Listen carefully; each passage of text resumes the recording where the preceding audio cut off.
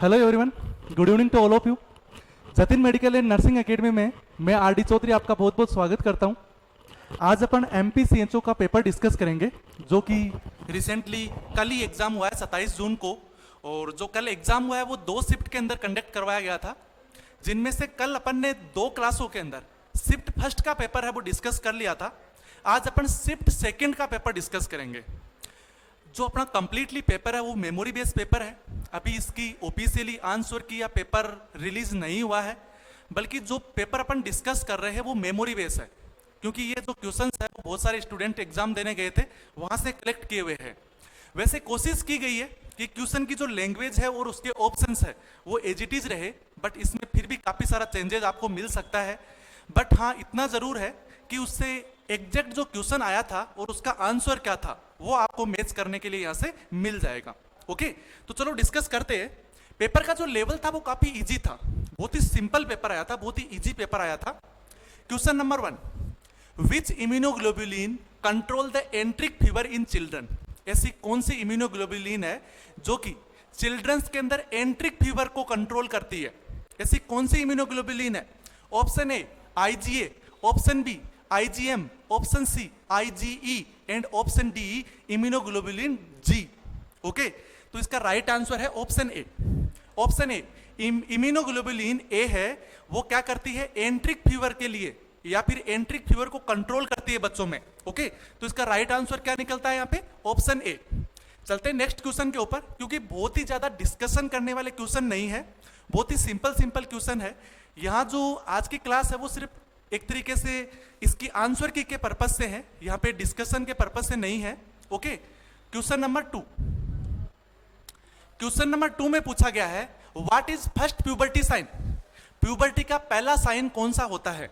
Option A breast enlargement, option B increase height, option C pubic hair का develop होना and option D menarche. Question में simply पूछा गया है कि प्यूबर्टी का फर्स्ट साइन कौन सा आता है। यहां जो ऑप्शन में आपको 4 के 4 दिए गए हैं ये सभी के सभी प्यूबर्टी के साइन है।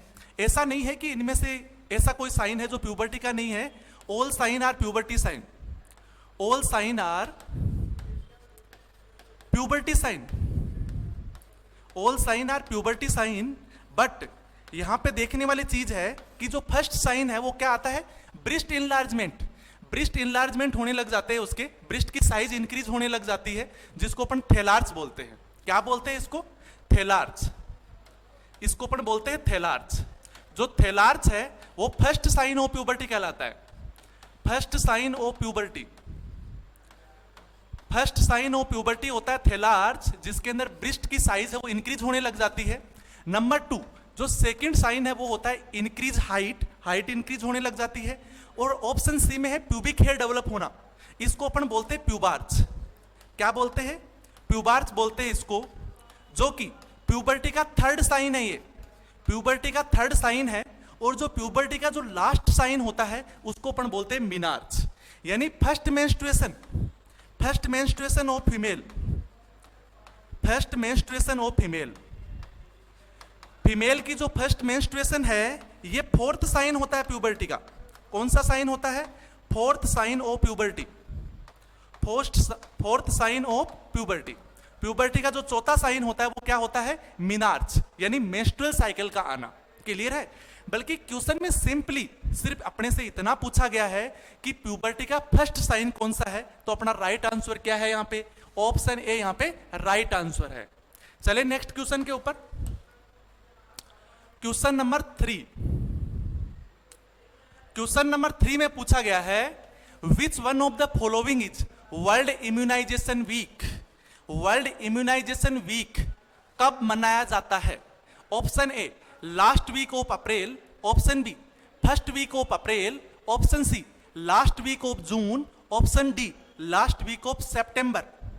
सिंपली पूछा गया है कि वर्ल्ड इम्यूनाइजेशन वीक है वो कब मनाया जाता है, तो इसका राइट आंसर है ऑप्शन ए।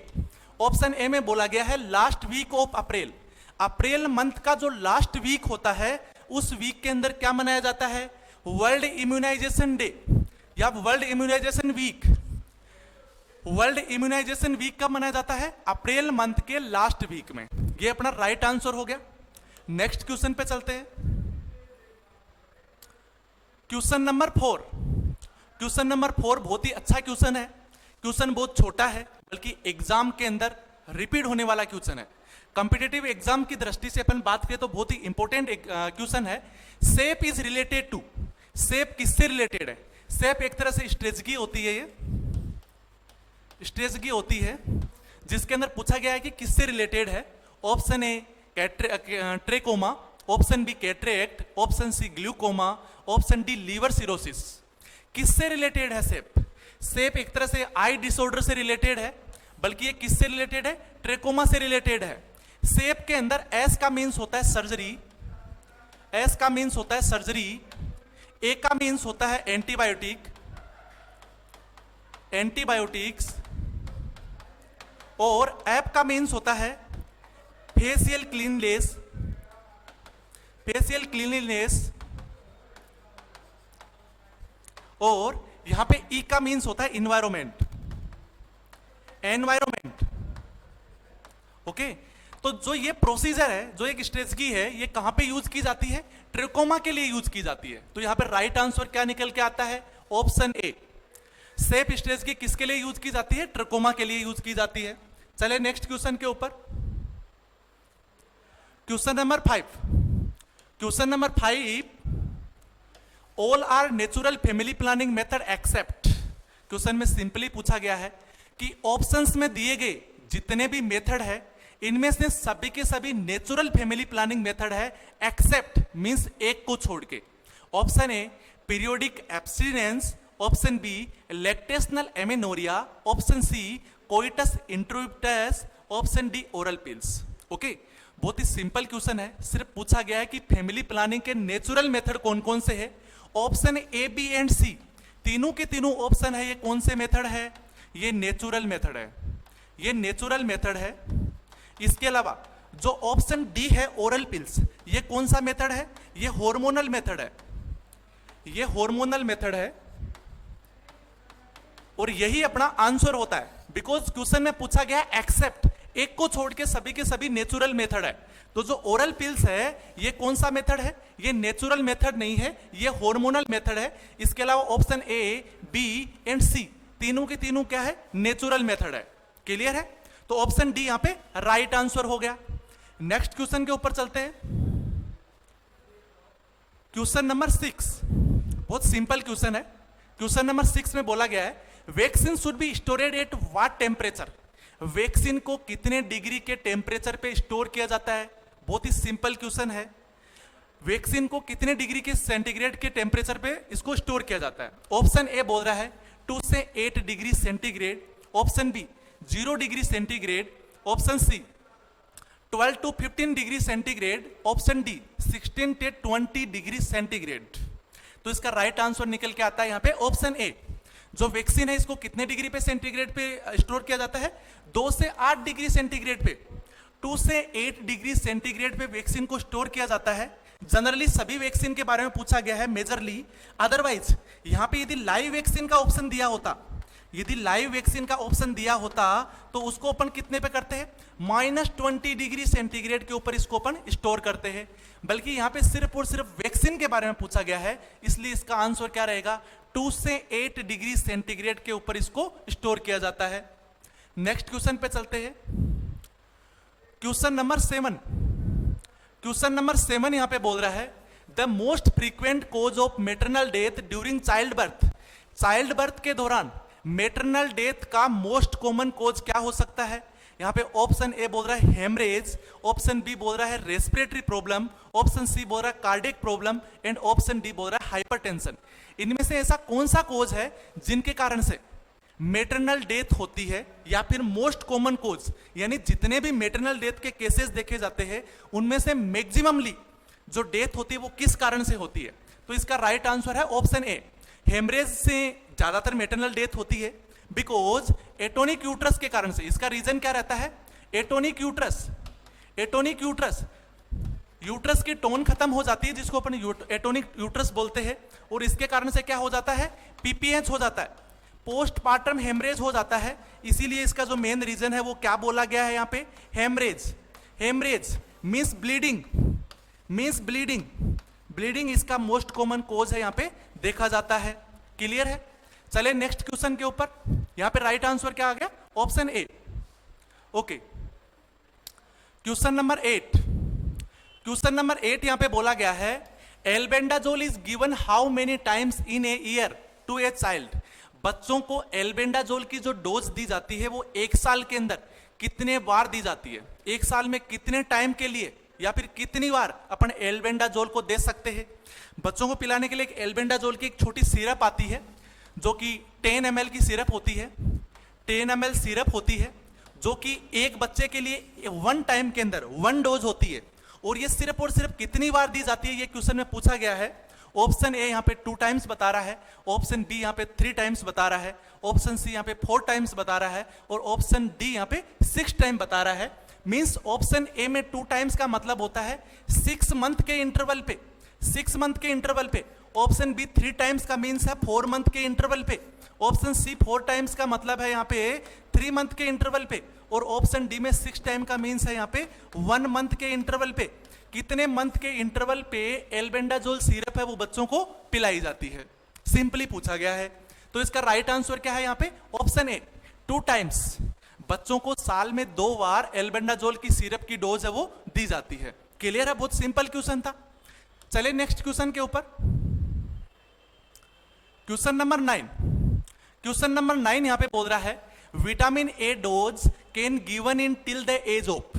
विटामिन ए की जो डोज दी जाती है बच्चों को वो किस एज तक दी जाती है? या फिर बोले कि विटामिन ए की जो दवाई पिलाई जाती है बच्चों को वो किस एज ग्रुप तक बच्चों को दी जाती है? क्लियर है? Option A 5 year, option B 3 year, option C 4 year and option D यहां पे बोल रहा है 6 ईयर। तो विटामिन ए की जो डोज दी जाती है, विटामिन ए की जो दवाई पिलाई जाती है बच्चों को डोज दी जाती है वो 9 मंथ से लेके 9 मंथ से 59 मंथ तक बच्चों को पिलाई जाती है। और 6 मंथ के इंटरवल पे, कितने टाइम पे? 6 मंथ इंटरवल पे, यानी प्रत्येक 6 मंथ के ऊपर हर बार 6 मंथ के इंटरवल पे नेक्स्ट डोज दी जाती है। और जो इसमें से जो फर्स्ट डोज होती है विटामिन ए की वो 1 लाख इंटरनेशनल यूनिट दी जाती है। इसके अलावा सेकंड से लेके टिल 59 मंथ तक कितनी पिलाई जाती है? 2 lakh international unit, 2 lakh international unit है बच्चों को पिलाई जाती है। तो 59 मंथ का मीन्स यहां पे क्या निकल के आता है? 5 ईयर। क्या निकल के आता है? 5 ईयर। यानी ऑप्शन ए यहां पे राइट आंसर है। यानी अपन बोल सकते हैं कि 6 मंथ या 9 मंथ से लेके 5 साल तक का जो बच्चा होता है उसको अपन विटामिन ए की खुराक है वो पिलाई जाती है। और जो फर्स्ट डोज है वो 1 लाख इंटरनेशनल यूनिट की दी जाती है और सेकेंड डोज से लेके टिल 5 ईयर तक 2 लाख इंटरनेशनल यूनिट की उसको डोज है वो दी जाती है। क्लियर है? चले नेक्स्ट क्वेश्चन के ऊपर। Okay, question number 10। Question number 10 यहां पे बोल रहा है which is the risk factor of hypothermia in newborn. Newborn baby को हाइपोथर्मिया की रिस्क रहती है, बट किस तरह के न्यूबॉर्न को हाइपोथर्मिया की ज्यादातर रिस्क रहेगी या फिर मैक्सिमम चांसेस रहते हैं कि हाइपोथर्मिया उसके अंदर डेवलप होगा ही होगा? ऑप्शन ए प्रीटर्म बेबी होगा तो, ऑप्शन बी पोस्टर्म बेबी होगा तो, ऑप्शन सी ट्रम बेबी होगा तो, या फिर ऑप्शन डी बोल रहा है लार्ज बेबी होगा तो। किस तरह के बेबी को या फिर किस तरह के न्यूबॉर्न को हाइपोथर्मिया के चांसेस है वो इंक्रीज रहते हैं या ज्यादा चांसेस रहते हैं? ओके, तो यहां पर ऑप्शन ए इसका राइट आंसर है। जो प्रीटर्म बेबी होता है वो कंप्लीटली मैच्योर नहीं होता है, इसीलिए जब ये एक्सटर्नल आउटवर्ड के अंदर आता है यूट्रस से तो उस इन्वायरमेंट को कंपेंसेट नहीं कर पाता है और उस बच्चे के अंदर हाइपोथर्मिया के चांसेस ज्यादा रहते हैं। हाइपोथर्मिया के चांसेस ज्यादा रहते हैं बिकॉज इसकी जो स्किन है इसके ऊपर फैट है वो बहुत ही कम डिपॉजिट रहती है। फैट बहुत ही कम डिपॉजिट रहती है और इसका काम क्या रहता है? हीट जनरेट करना। क्लियर है? इसीलिए जो न्यूबॉर्न बेबी होते हैं उसमें से भी जो वैसे तो न्यूबॉर्न जितने भी बेबी होते हैं उनमें सभी में हाइपोथर्मिया के चांसेस रहते हैं, बल्कि मैक्सिमम चांस की अपन बात करें तो वो किस में होंगे? प्री ट्रम के अंदर रहेंगे। पोस्ट ट्रम में उससे कंपैरिजन में कम रहेंगे, ट्रम पे भी कम रहेंगे और जो लार्ज बेबी होगा उसका भी स्किन का जो सरफेस एरिया है वो ज्यादा होगा, इस कारण से वहां पे भी उसको चांसेस है वो कम रहेंगे। ओके, चले नेक्स्ट क्वेश्चन के ऊपर। Question number 11, very simple question. Rice water stool is classical sign of which disease? जो राइस वाटर स्टूल है वो किस डिजीज का क्लासिकल साइन है? Option A cholera, option B intussusception, option C pertussis and option D बोल रहा है यहां पे all of the above. Rice water stool competitive exams का बहुत ही इंपॉर्टेंट क्वेश्चन है, काफी बार एग्जाम्स के अंदर रिपीट होता है, बहुत सी बार एग्जाम में पूछा जाता है। एनएचएम का एक तरह से फेवरेट क्वेश्चन इसको बोला जा सकता है।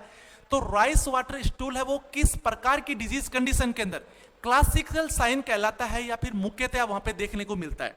ओके, ऑप्शन ए कोलेरा यहां पे राइट आंसर निकल के आता है। यदि कोई कोलेरा एक डिजीज कंडीशन है जिसके अंदर बच्चे के अंदर राइस वाटर स्टूल देखने को मिलता है, इसमें राइस वाटर स्टूल देखने को मिलता है। क्लियर है? इसके अलावा ऑप्शन बी इंट्रूससेप्शन, जिसके अंदर जो स्मॉल इंटेस्टाइन और लार्ज इंटेस्टाइन की जो टेलीस्कोप है वो आपस के अंदर एक तरीके से उसके अंदर केच हो जाते हैं, एक दूसरे के अंदर धस जाते हैं, जिसको अपन इंट्रूससेप्शन बोलते हैं। इसके अंदर जेली लाइक स्टूल दिखाई देता है। पर्ट्यूसिस एक तरह से अलग कंडीशंस है, एक तरह से कप है ये, और इसको अपन 100 डेज कप भी बोलते हैं, एक तरह से कप है। क्लियर है? ऑप्शन डी भी यहां पे राइट आंसर नहीं हो सकता, तो option B, C and D हो नहीं सकते, तो राइट आंसर क्या होगा यहां पे? ऑप्शन ए कोलेरा यहां पे राइट आंसर निकल के आता है। क्लियर है? चले नेक्स्ट क्वेश्चन के ऊपर। क्वेश्चन नंबर 12, क्वेश्चन नंबर 12 यहां पे बोल रहा है body temperature regulated by which organ? बहुत सिंपल क्वेश्चन है, वेरी सिंपल क्वेश्चन, एक तरह से 12th क्लास का क्वेश्चन है, बहुत ही जनरल साइंस का क्वेश्चन है कि अपनी बॉडी के अंदर बॉडी टेम्परेचर रेगुलेट करने वाला ऑर्गन कौन सा है? Option A hypothalamus, option B thymus, option C bone marrow and option D kidney. ऐसा कौन सा ऑर्गन है जो कि बॉडी टेम्परेचर को रेगुलेट करता है? ऑप्शन ए राइट आंसर हाइपोथैलेमस। हाइपोथैलेमस क्या करता है? टेम्परेचर को रेगुलेट करता है। क्लियर है? एक तरीके से बोला जा सकता है जो हाइपोथैलेमस है इसके दो पार्ट होते हैं, एक पोस्टीरियर हाइपोथैलेमस होता है, पोस्टीरियर हाइपोथैलेमस होता है, पोस्टीरियर हाइपोथैलेमस रहता है, और एक होता है anterior hypothalamus, anterior hypothalamus. Clear है? जिसमें से जो पोस्टीरियर हाइपोथैलेमस है ये हीट सिंथेसिस करता है। क्या करता है? हीट सिंथेसिस का काम करता है, यानी हीट प्रोड्यूस करने का काम करता है। इसके साथ ही साथ जो एंटीरियर हाइपोथैलेमस है ये क्या करता है? हीट लॉस करने का काम करता है, हीट लॉस करने का काम करता है। इसीलिए हाइपोथैलेमस ही हीट लॉस करता है, हाइपोथैलेमस ही हीट को प्रोड्यूस करता है, और इसके अकॉर्डिंग अपनी बॉडी का जो टेम्परेचर है उसको मेंटेन करता है, मेंटेन करता है ये। तो बॉडी का जो टेम्परेचर है उसको मेंटेन करने का काम कौन करता है? हाइपोथैलेमस। ऑप्शन ए यहां पे राइट आंसर हो जाता है। क्लियर है? चले नेक्स्ट क्वेश्चन के ऊपर। Okay, question number 13 question number 13 है वो बहुत ही सिंपल क्वेश्चन है, एंडोक्राइन से आया था क्वेश्चन।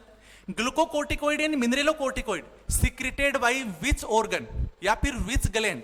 जो ग्लूकोकोर्टिकोइड एंड मिनरलोकोर्टिकोइड दो तरह के हार्मोन है, और ये हार्मोन कौन सी ग्लैंड से सीक्रेट होते हैं ये पूछा गया था। ऑप्शन ए एडिनल ग्लैंड से, ऑप्शन बी थायराइड ग्लैंड से, ऑप्शन सी पिट्यूटरी ग्लैंड से and option D pancreas gland से। कौन सी ग्लैंड से ग्लूकोकोर्टिकोइड एंड मिनरलोकोर्टिकोइड है वो रिलीज होते हैं? तो इसका राइट आंसर क्या आता है? ऑप्शन ए। क्या आता है? ऑप्शन ए, यानी एडिनल ग्लैंड। जो एडिनल ग्लैंड है उसमें अपन देखा जाता है एडिनल ग्लैंड के दो पार्ट होते हैं, एक मेडुला होता है, एक कोर्टेक्स होता है। एक मेडुला होता है और दूसरा क्या रहता है? कोर्टेक्स रहता है। ये जो बीच वाला पार्ट है इसको अपन मेडुला बोलते हैं। इसके अलावा जो ये वाला जो पार्ट है यहां से यहां तक जो ऊपर वाला है जिसपे आपको 3 लेयर दिखाई दे रही है इसको अपन बोलते हैं कोर्टेक्स।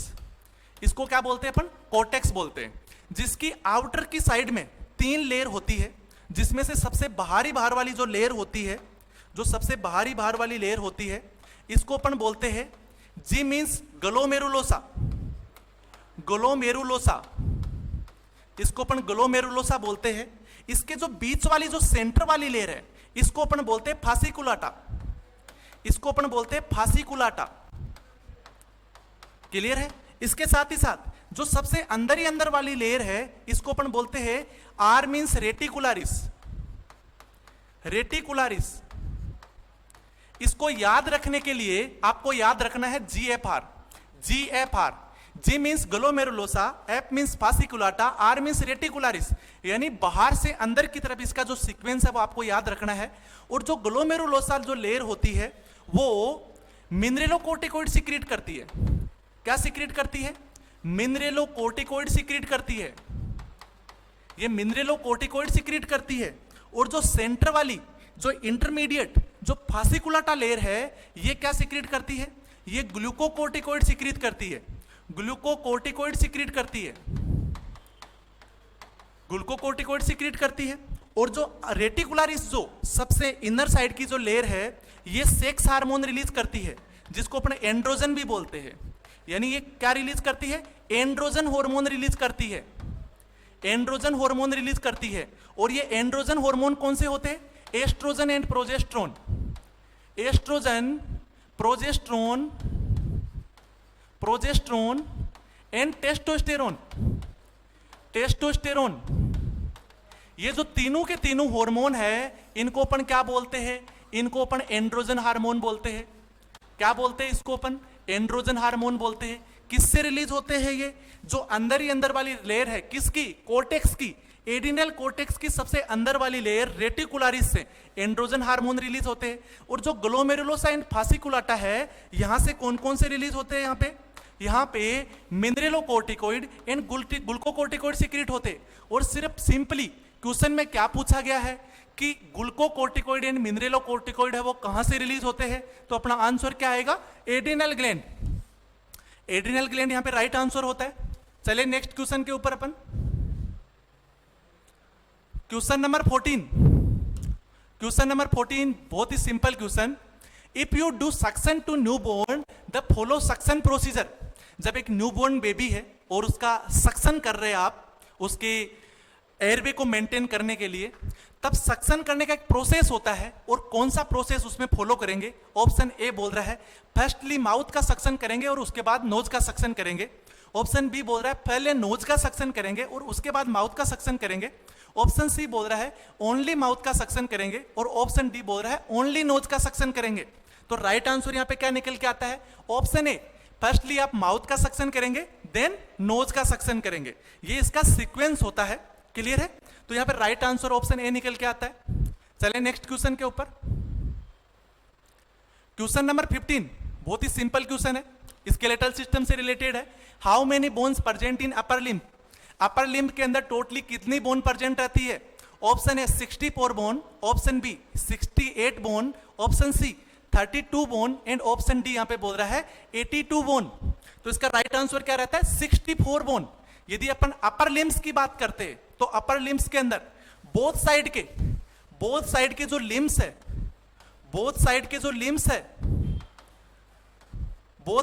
लिम्स है इनमें दोनों में मिला के कितनी बोन हो जाती है? 64 बोन है वहां पे प्रेजेंट रहती है। क्लियर हो गया? तो ऑप्शन ए यहां पे राइट आंसर होता है। चले नेक्स्ट क्वेश्चन के ऊपर,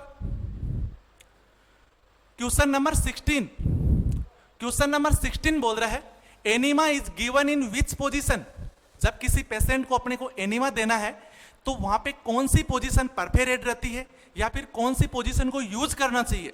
option A Sims position, option B lateral position, option C supine position and option D बोल रहा है यहां पे प्रोन पोजीशन। कौन सी पोजीशन यूज करेंगे एनीमा देने के लिए? राइट आंसर निकल के आता है option A Sims position. Sims position के अंदर पेशेंट को क्या दिया जाता है? एनीमा दिया जाता है। चलिए नेक्स्ट क्वेश्चन के ऊपर, okay question number 17। Question number 17 बोल रहा है variola virus causes which disease? Variola virus है वो कौन सी डिजीज कोज करता है? Option A smallpox, option B chickenpox, option C chikungunya and option D है डेंगू। जो वेरियोला वायरस है वो कौन सी डिजीज कोज करता है? यहाँ पे राइट आंसर है स्मॉल पॉक्स। स्मॉल पॉक्स कौन कोज करता है? Variola virus. Variola virus virus का एक ये टाइप है और ये जो वेरियोला वायरस है वो क्या कोज करता है? स्मॉल पॉक्स कोज करता है। क्या कोज करता है? स्मॉल पॉक्स कोज करता है। यहाँ पे राइट आंसर निकल के आता है ऑप्शन ए। क्लियर है? चलिए नेक्स्ट क्वेश्चन के ऊपर, okay, question number 18, question number 18 यहां पे बोल रहा है what is drug of choice for diphtheria. Diphtheria के लिए ड्रग ऑफ चॉइस के बारे में पूछा गया था। ऑप्शन ए यहां पे एरिथ्रोमाइसिन बता रहा है, ऑप्शन बी मेट्रोनिडाजोल बता रहा है, ऑप्शन सी एल्बेंडाजोल बता रहा है एंड ऑप्शन डी बोल रहा है नन ऑफ द अबव, इनमें से कोई सा भी नहीं। तो राइट आंसर क्या आता है यहां पे, ऑप्शन ए एरिथ्रोमाइसिन। जब अपने से डिप्थेरिया की DOC means drug of choice के बारे में पूछा जाए तो अपना आंसर क्या रहता है, पेनिसिलिन। पेनिसिलिन, और पेनिसिलिन का ही एग्जाम्पल है, पेनिसिलिन का ही एग्जाम्पल है इरिथ्रोमाइसिन। इरिथ्रोमाइसिन क्लियर है, इरिथ्रोमाइसिन इसका ड्रग ऑफ चॉइस होता है। वहां पे पेनिसिलिन दिया रहता है तो वो भी आपका राइट आंसर रहेगा, और जब इरिथ्रोमाइसिन दिया हुआ होगा तो वो भी आपका वहां पे राइट आंसर रहेगा। इसके अलावा option B, option C and option D तीनों की तीनों यहां पे रोग ऑप्शन है, यहां पे ये आंसर नहीं हो सकते। चले नेक्स्ट क्वेश्चन के ऊपर, क्वेश्चन नंबर 19। क्वेश्चन नंबर 19 बोल रहा है adolescent program was launch in which year. जो एडोलेस्केंट प्रोग्राम है वो कब लॉन्च हुआ था, कौन सी ईयर में लॉन्च हुआ था। इसके अंदर ईयर और डेट दोनों दिए हुए हैं और सिंपली पूछा गया है कि एडोलेस्केंट प्रोग्राम कौन सी ईयर में लॉन्च हुआ और कौन सी डेट को लॉन्च हुआ। ऑप्शन ए यहां पे बोल रहा है 7 जनवरी 2014, ऑप्शन बी यहां पे बोल रहा है 20 जनवरी 2016 एंड ऑप्शन सी बोल रहा है 14 मार्च 2020 एंड ऑप्शन डी बोल रहा है 22 जून 2015। तो यहां पे राइट आंसर क्या निकल के आता है, ऑप्शन ए 7 जनवरी 2014। 7 जनवरी 2014 को एडोलेस्केंट प्रोग्राम लॉन्च हुआ। एडोलेस्केंट प्रोग्राम है वो लॉन्च हुआ था, एडोलेस्केंट प्रोग्राम है वो लॉन्च हुआ था। क्लियर है। यदि डेट के बारे में बात करें तो क्या आएगी, 7 जनवरी, 7 जनवरी। इसके अलावा जब ईयर की बात आए तो 2014, 2014। क्लियर है। चले नेक्स्ट क्वेश्चन के ऊपर। Okay, question number 20। Question number 20 में बोला गया है आइडेंटिफाई दिस इंस्ट्रूमेंट। कुछ इमेज बेस्ड क्वेश्चंस आए थे, जो फर्स्ट शिफ्ट है उसके 3 इमेज बेस्ड क्वेश्चंस थे जो हमें पता लगे थे, और जो सेकंड शिफ्ट है उसके अंदर 4 इमेज बेस्ड क्वेश्चंस थे जो हमें पता लगे हैं। इनमें से यहां पे दिया गया है कि आइडेंटिफाई दिस इंस्ट्रूमेंट। यहां पे एक इंस्ट्रूमेंट दिया गया है और इंस्ट्रूमेंट में जो इमेज आपको दिखाई दे रही है ये क्या है, एक तरह से ये फोर्सेप्स है, ये फोर्सेप्स है। और इस फोर्सेप्स के बारे में पूछा गया था कि ये कौन सा फोर्सेप्स है, इसके पर्टिकुलर नाम के बारे में अपने को पूछा गया था, जिनमें ऑप्शन ए में बोला गया बेबकॉक्स फोर्सेप, ऑप्शन बी में बोला गया Allis forcep and option C में बोला गया है Adson's forcep and option D में बोला गया है एलिगेट फोर्सेप। ओके, तो यहां पे जो डायग्राम में दिया गया है ये कौन सा फोर्सेप्स है, ये बेबकॉक्स फोर्सेप्स है। ये बेबकॉक्स फोर्सेप्स का यहां पे डायग्राम दिया गया है, जिसको बेबकॉक्स फोर्सेप्स और जो एलिस फोर्सेप्स है इन दोनों को इनकी टिप से, जो इसकी टिप होती है इस टिप से डिफरेंशिएट किया जाता है। दोनों की जो टिप्स है वो थोड़ी डिफरेंट दिखाई देती है, क्योंकि जो शिफ्ट सेकंड है इसमें एलिस फोर्सेप्स के बारे में पूछा गया था। जैसे नेक्स्ट क्वेश्चन के ऊपर अपन चलेंगे, यहां पे एलिस फोर्सेप्स के बारे में पूछा गया था। Question number 21, identify this instrument. यहां पे जो डायग्राम दिया गया है इसमें से आइडेंटिफाई करना है। ऑप्शन ए बोल रहा है बेबकॉक्स फोर्सेप, ऑप्शन बी बोल रहा है एलिस फोर्सेप्स, ऑप्शन सी बोल रहा है Adson forcep and option D बोल रहा है यहां पे एलिगेट फोर्सेप। तो पूछा गया सिंपली फोर्सेप का नाम क्या है, तो यहां पे राइट आंसर है ऑप्शन बी। जो डायग्राम दिया गया है ये किसका है, एलिस फोर्सेप्स है। क्या है ये, एलिस फोर्सेप्स है। और जो एलिस फोर्सेप्स एंड बेबकॉक्स फोर्सेप्स है वो सिमिलर होते, देखने में एक जैसे दिखाई देते हैं, बल्कि इन दोनों में फर्क क्या रहता है, इसकी जो टिप्स है इस टिप्स से अपन क्या कर सकते हैं, इन दोनों को डिफरेंशिएट कर सकते हैं। जो बेबकॉक्स फोर्सेप्स है ये लेस ट्रूमेटिक होता है, ये लेस ट्रूमेटिक होता है, कम इंजरी कोज करने वाला होता है कंपैरिजन टू एलिस फोर्सेप्स। और जो एलिस फोर्सेप्स है ये मोर ट्रूमेटिक रहता है, मोर ट्रूमेटिक रहता है कंपैरिजन टू बेबकॉक्स फोर्सेप्स। बेबकॉक्स फोर्सेप्स की कंपैरिजन में जो एलिस फोर्सेप्स है वो क्या रहता है, मोर ट्रूमेटिक रहता है, ज्यादा इंजरी कोज करने वाला रहता है। इसकी जो टिप्स की जो स्ट्रक्चरल है, जो स्ट्रक्चर है वो थोड़ी डिफरेंट होती है दोनों की, और इस टिप की स्ट्रक्चर के अकॉर्डिंग ही इनको डिफरेंशिएट किया जा सकता है। इसके अलावा ऑप्शन सी और डी है वो दोनों डिफरेंट है, ये भी 2 तरह के फोर्सेप्स ही होते हैं। इसके अलावा जब हम बात करें कि जो बेबकॉक्स फोर्सेप्स जो और एलिस फोर्सेप्स है इनके यूज क्या है, इनके यूज क्या है? तो ये हेवी टिश्यू को ग्रास्प करने में काम आता है, हेवी टिश्यू ग्रास्पिंग करने के काम आते हैं, हेवी टिश्यू को ग्रास्पिंग करने के काम आते हैं Allis forcep and Babcock forcep दोनों के दोनों। और जो बेबकॉक फोर्सेप है वो लेस ट्रूमेटिक होता है और जो एलिस फोर्सेप्स है वो क्या रहता है? मोर ट्रूमेटिक रहता है। चले नेक्स्ट क्वेश्चन के ऊपर। ओके, बहुत ही अच्छा क्वेश्चन। ये भी एक डायग्राम आया था एग्जाम में, डायग्राम दिया गया था और डायग्राम में पूछा गया है, सिंपली पूछा गया है कि आइडेंटिफाई दिस इमेज, इस इमेज को आपको आइडेंटिफाई करना है। Option A infant incubator, option B warmer, option C O2 tent and option D none of the above. Simply question में पूछा गया है कि डायग्राम के अंदर की जो इमेज दी गई है वो किसकी इमेज है? क्लियर है?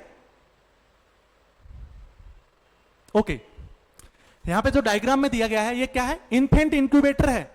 यहां पे इन्फेंट इंक्यूबेटर है, इन्फेंट को इसके अंदर लेटा दिया जाता है, इसको इंक्यूबेटर है इन्फेंट का ये।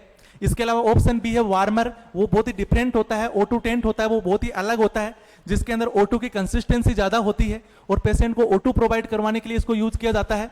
और नन ऑफ द अबव ये ऑप्शंस भी नहीं हो सकता, तो option B, C and D यहाँ पे रॉन्ग ऑप्शन है। इसके अलावा ऑप्शन ए यहाँ पे राइट आंसर है, क्योंकि यहाँ पे जो डायग्राम दिया गया है वो क्या है? इन्फेंट इंक्यूबेटर का है। क्लियर है? चलिए नेक्स्ट क्वेश्चन के ऊपर। Okay, question number 23, question number 23 में पूछा गया है आइडेंटिफाई दिस पोजीशन। ये फोर्थ डायग्राम का क्वेश्चन है जिसके अंदर पूछा गया था कि जो इमेज में दी गई जो पोजीशन है, इस पोजीशन को अपने को आइडेंटिफाई करना है कि ये कौन सी पोजीशन है। Option A Sims lateral, option B prone position, option C dorsal recumbent position and option D supine position. जो डायग्राम में दिया गया है ये किस तरह की पोजीशंस है, कौन सी पोजीशंस है आपको आइडेंटिफाई करना है। आपको अब दिखाई दे रहा होगा, क्लियर है? ओके, इसको आइडेंटिफाई करने के लिए पूछा गया था। तो यहाँ पे जो पेशेंट लेटा हुआ है ये किस तरह की पोजीशन में लेटा हुआ है? सिम्स लेटरल पोजीशन में। देखिए यहाँ पे सिम्स लेटरल पोजीशन में है, जिसके एक नी को फॉरवर्ड साइड में आगे की तरफ होता है, दूसरे वाला नी है वो प्रोन पोजीशन की तरह स्ट्रेट रहता है, एक लेग आगे की तरफ फॉरवर्ड कर दिया जाता है। इसको एनीमा के लिए यूज किया जाता है। इस पोजीशन को किसके लिए यूज करते हैं? एनीमा प्रोवाइड करवाने के लिए, पेशेंट को एनीमा के लिए यूज करते हैं। इसके अलावा prone position, dorsal recumbent position and supine position, ये तीनों की तीनों क्या रहती है? डिफरेंट रहती है। तो यहां पे राइट आंसर क्या है? ऑप्शन ए। चले नेक्स्ट क्वेश्चन के ऊपर। ओके, अगला क्वेश्चन है क्वेश्चन नंबर 24। अगला क्वेश्चन है क्वेश्चन नंबर 24। सिंपली पूछा गया है chikungunya is caused by, chikungunya किसके द्वारा कोज होता है? Option A mosquito bite, option B fungus, option C parasite, option D bacteria. तो सिंपली क्वेश्चन में पूछा गया है कि चिकनगुनिया किसके द्वारा कोज होता है और यहां पे अपना राइट आंसर क्या रहता है? मॉस्किटो बाइट, मच्छर के काटने से चिकनगुनिया होता है। इसके अलावा जो फंगस, पैरासाइट एंड बैक्टीरिया है इसके द्वारा चिकनगुनिया नहीं होता है। तो यहां पे राइट आंसर क्या निकल के आया? Option A. बहुत ही सिंपल क्वेश्चन है। ओके, चलते हैं नेक्स्ट क्वेश्चन के अंदर। क्वेश्चन नंबर 25, क्वेश्चन नंबर 25 में पूछा गया है national program for control of blindness launch in. National control program, किसका control program? Blindness control program. National blindness control program कौन सी ईयर में लॉन्च हुआ था? Option A 1976, option B 1982, option C 1962 and option D 1980। Simply आपको सिर्फ सन के बारे में पूछा गया है, ईयर के बारे में पूछा गया है कि नेशनल ब्लाइंडनेस कंट्रोल प्रोग्राम है वो कब लॉन्च हुआ था, और इसका जो राइट आंसर यहां पे निकल के आता है वो क्या है? 1976। कोई डिस्कशन करने वाला क्वेश्चंस नहीं है, सिर्फ सिंपली पूछा गया है कि नेशनल ब्लाइंडनेस कंट्रोल प्रोग्राम है वो कब लॉन्च हुआ था। क्लियर है? तो आज के अपने ये 25 क्वेश्चंस हो गए। इसके आगे के जो क्वेश्चन है वो सेकेंड वीडियो के अंदर जल्दी आपके लिए लेके आएंगे। और यदि आपको क्लास अच्छी लगी है तो क्लास को लाइक करिएगा और शेयर करिएगा। इसके साथ ही साथ आप चैनल पे नए हैं तो चैनल को सब्सक्राइब जरूर कर लीजिएगा। और यदि क्वेश्चन अच्छे लगे और आगे के क्वेश्चन का आपको वेट है तो आप जरूर कमेंट सेक्शन के अंदर कमेंट करके हमें जरूर बताएं। Okay, thank you.